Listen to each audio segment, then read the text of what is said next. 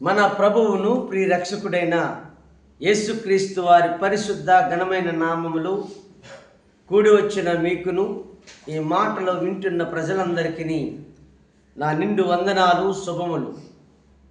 నా ప్రభు వారికి నా మొదటి ప్రణామం. ఆయనకి మహిమ ఘనత కలగాలి.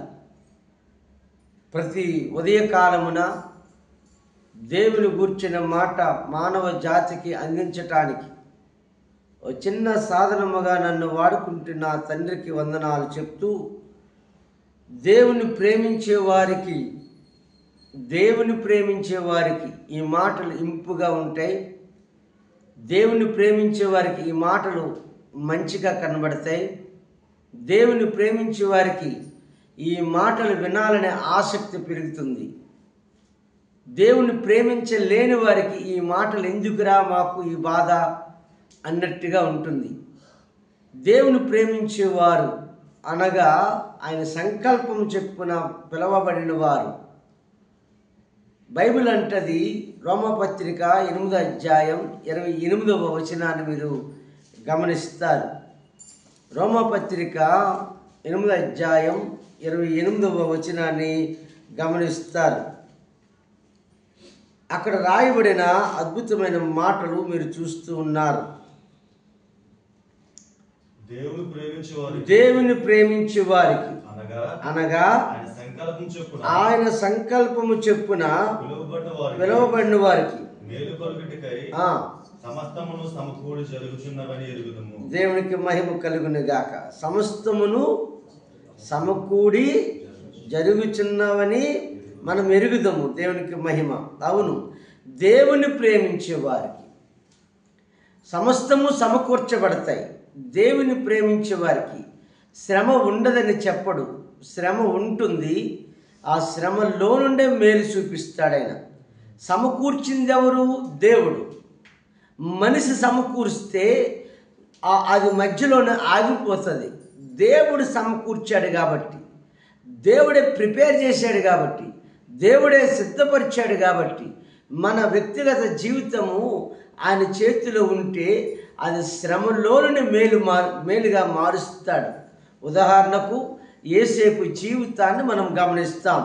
యేసేపు తన జీవితంలో చాలా కష్టాలు అనుభవించాడు. అన్ని పరిస్థితులు తారుమారైపోయినాయి. అన్నదమ్ముల చేత సేదరించబడ్డాడు. ఆ సేదరించబడిన వ్యక్తి అంటాడు, కష్టాల మధ్యలో దేవుడు పనిచేస్తాడు అనడానికి యేసేపు ఒక చిన్న ఉదాహరణ. ఇలాంటి ఉదాహరణ చాలా చెప్పొచ్చు. మన బాధలు అర్ధరహితము కావు. మన బాధలు చాలాసార్లు ఏంటి బాధలు నాకు అర్థం కావట్లేదు అనుకుంటుంటాం. కానే కాదు, మన బాధలు అర్థవంతముగా మార్చే దేవుడైన. ఈ బాధలు దేనికి అంటే మన మేలు కొరకు అని మనం చాలాసార్లు నేర్చుకుంటాం. మన భవిష్యత్తు దేవుని చేతిలో ఉంది. ఈ విషయాన్ని ఎప్పుడు మర్చిపోకూడదు. ఆయన సంకల్పములో ఉన్నది అని ఎప్పుడు మర్చిపోకూడదు. దేవుని సంకల్పము చెప్పున జరిగిస్తున్న ఈ జీవితం ఒక విలువగా మారిపోతుంది. యేసేపు గురించి ఎన్నిసార్లు చెప్పినా అది తక్కువ అవుతుంది. యేసేపు అంటాడు, అలా వాళ్ళ అన్నలు అమ్మి పెట్టారు. వాళ్ళ అమ్ముడు అయిపోయిన తర్వాత మరొక శోధన వచ్చింది. జైల్లో వేయబడ్డాడు. అవన్నీ అయిపోయిన తర్వాత యేసేపుకు ఒక ఉన్నతమైన స్థానం దొరికింది. అన్నదమ్ములు వచ్చారు. అక్కడ అంటున్న మాట, ఇది నా మేలుకే అంటాడు. ఆదికాండం 50 అధ్యాయం 20వ వచనాన్ని మీరు గమనిస్తారు. ఆదికాండం 50 అధ్యాయం 20వ వచనాన్ని గమనిస్తారు. మీరు నాకు కీడు చేయి ఉద్దేశించుతురు గాని నేటి దినమున జరుగుచున్నట్లు అనగా బహు ప్రజలను బ్రతికించినట్లుగా అది మేలుకే. దేవునికి మహిమ కలుగును గాక. ఆ మాటలు ఎంత భావముందో గమనించండి. నన్ను మీరు అమ్మేశారు, కానీ ఆ అమ్మడం ఏ విధంగా మారిందంటే దేవుడి సంకల్పం ప్రకారమే నాకు జరిగింది. అది బహుమంది ప్రజలకు అన్నం పెట్టింది మీరు అమ్మడం వల్ల. ఆ మాటలో పాజిటివ్నెస్ చూడండి. అంటే దేవుడు ద్రోహాన్ని కూడా కూడా మేలుగా మార్చగలడు. మీరు నాకు ద్రోహం చేశారు, అది నాకు మేలుగా మారింది. నాకు మాత్రమే కాదు, ఈరోజు మీకు కూడా అన్నం పెట్టగలిగా నేనే. మీకే కాదు, ఈ ఐగుప్తు దేశం అంతటికి కూడా నేను అన్నం పెట్టగలుగుతూ ఉన్నాను. ద్రోహములోను కూడా మేలు చూపించాడు. అది ఆయన సంకల్పంలో ఉన్నవారికి, దేవుడి సంకల్పంలో ఉన్నవారికి ఆయన అన్ని సమకూర్చి పెడతాడు. నువ్వు దేవుడు ప్రేమిస్తే, నువ్వు ఆయన పిలుపును నమ్మితే ఏం నమ్మాలి? ఆయన పిలుపును నమ్మాలి. నన్ను పిలిచాడు దేవుడు అని నమ్మాలి. నన్ను ప్రభువారు రక్షణకు పిలిచాడు అని నమ్మాలి. నన్ను ఆ పిలిచిన వాడు నన్ను కాపాడుతాడని నమ్మాలి. పిలిచిన వాడు పోషిస్తాడని నమ్మాలి. పిలిచిన వాడు నన్ను గౌరవిస్తాడని నమ్మాలి. పిలిచిన వాడు అందల మీద ఎక్కిస్తాడని నమ్మాలి. ఆయన ప్రేమించేవారు అలాగే ఆలోచిస్తారు. ఏ కష్టమైన సమస్య అయినా చివరకు మనకు మేలు జరుగుతుంది, పిలిచింది ఆయన కాబట్టి. ఆయన విశ్వాసంతో మనం వెళ్ళగలిగితే దేవుడి కార్యాలు చూస్తాం. విశ్వాసము కలిగించు. ప్రతి పరిస్థితిలో ధైర్యము మనకు ఉండాలి. ప్రతి పరిస్థితిలో ధైర్యము విడిపోకూడదు. ధైర్యంతోనే కొనసాగాలి. నా ప్రియమైన స్నేహితులారా, బైబిల్ అంటది ఒక అద్భుతమైన మాట, మీరు గమనిస్తారు. 69వ కీర్తన 36వ వచనాన్ని చూస్తున్నప్పుడు అక్కడ ఏమని ఉంటుందంటే, ఆయన సేవకుల సంతానము దాన్ని స్వతంత్రించుకును, ఆయన నామమును ప్రేమించేవారు అందులో నివసించుదురు. అంటే దేవుని సంకల్పము చేత పిలువబడిన వారి సంతానము ఎక్కడ నివాసము చేయబడతారంటే ఆయన స్థలంలో నివాసము చేయబడతారు. ఈ విషయాన్ని గమనించండి. మనము ఎలాగా ఆయన్ని ఆరాధించాలి, లేకపోతే ఆయన మనం పిలిచారని గౌరవం ఎలాగా తెలుస్తుందంటే, ఆయనను మనము పూర్ణ హృదయముతోనూ, పూర్ణ ఆత్మతోనూ, పూర్ణ వివేకముతోనూ, పూర్ణ బలముతోనూ మనం దేవుణ్ణి ప్రేమించటం ద్వారా, లేకపోతే ఆయన ఆజ్ఞలను పాటించటం ద్వారా ఆయన సంకల్పంలో మనం ఉన్నామని మనకు అర్థమవుతుంది.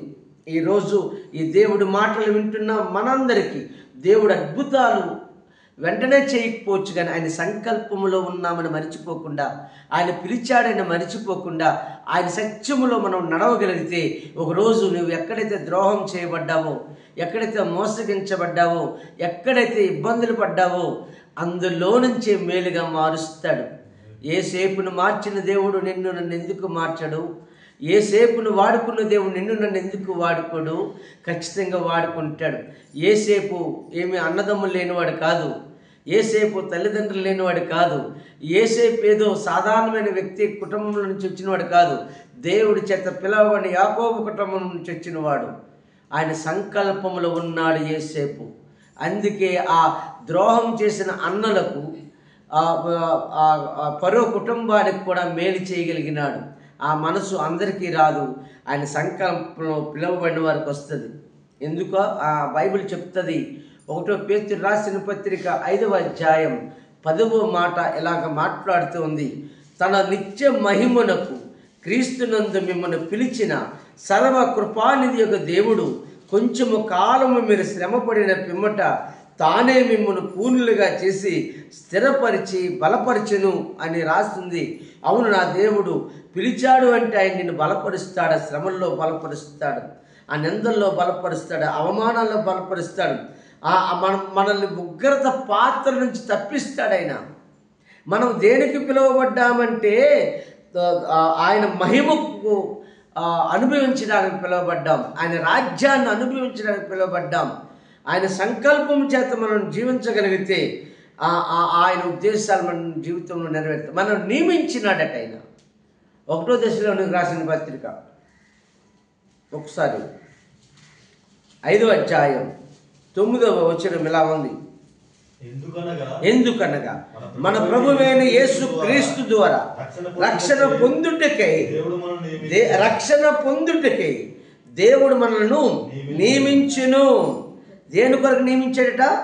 రక్షణ పొందటానికి నియమించాడైనా, కానీ ఉగ్రత పాలగుటకు నియమింపలేదు. ఆయన సంకల్పంలో ఉన్నవారు ఏమవుతారంటే రక్షించబడడానికి పిలువబడ్డాం, ఉగ్రతలో పడడానికి కాదు.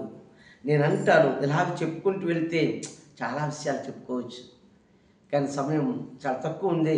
నేను చెప్పాలనుకున్న మాట, మీరు దేవుణ్ణి ప్రేమించేవారైతే మీ శ్రమలో మేలు కలుగుతుంది.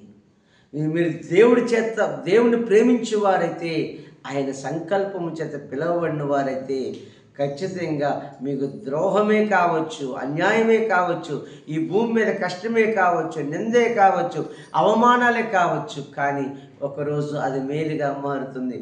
నా ప్రియమైన స్నేహితులారా, బైబిల్ అంటది ఒక అద్భుతమైన మాట. 1 యోహాను పత్రిక 5వ అధ్యాయం 2-3 వచనాలు మనం చదవగలిగితే ఏమండి ఆయన ప్రేమించే వారి లక్షణాల గురించి అక్కడ రాస్తూ, మనము దేవుని ప్రేమించుచు ఆయన ఆజ్ఞలు నెరవేర్చే వారమైతేమా దేవుని పిల్లలను ప్రేమించున్నామని దాని వల్లనే ఎరుగుదము. మనం ఆయన ఆజ్ఞలను కైకొనిటియే దేవుని ప్రేమించుట. ఆయన ఆజ్ఞలు భారమైనవి కావు. ఆయన ఆజ్ఞలు భారమైనవి కావు. మనం కఠినం అనుకుంటాం, కానే కాదు ప్రియులారా. దేవునికి మహిమ కలుగును గాక.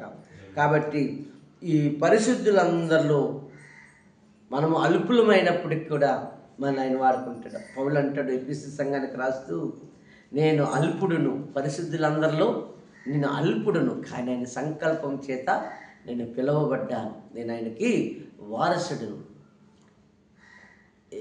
ఇలాగా దేవుడు వాక్యాలు మనల్ని భద్రపరుస్తున్నప్పుడు, దేవుని వాక్యాలు మనల్ని ప్రోత్సహిస్తున్నప్పుడు, ఆ శక్తి మనలోకి వచ్చి ఆయన సన్నిధితో మనం నింపబడుతున్నప్పుడు చాలా ఆనందముగా మారుతుంది. ప్రభు అయిన యేసును లేపినవాడు యేసుతో మమ్మల్ని కూడా లేపుతాడనే విశ్వాసంతో మనము ప్రయాణం చేయాలి. యేసు ప్రభు వారు ఎలాగైతే సమాధిని గెలిచినాడో మనము కూడా ఒకరోజు సమాధిని గెలుస్తాం, పరలోకపు వారసులం అవుతాం. అందుకే దేవుని ప్రేమించేవారు అనగా ఆయన సంకల్పము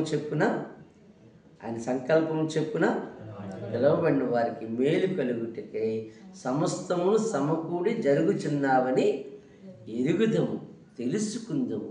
ఇలాంటి భావముతో ఈ దినాన్ని ప్రారంభిద్దాం, ఇలాంటి అనుభవంతో ముందుకు వెళ్దాం.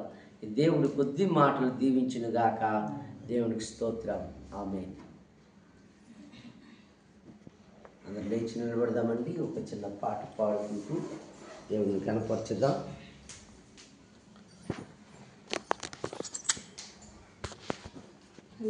హల్లెలూయా.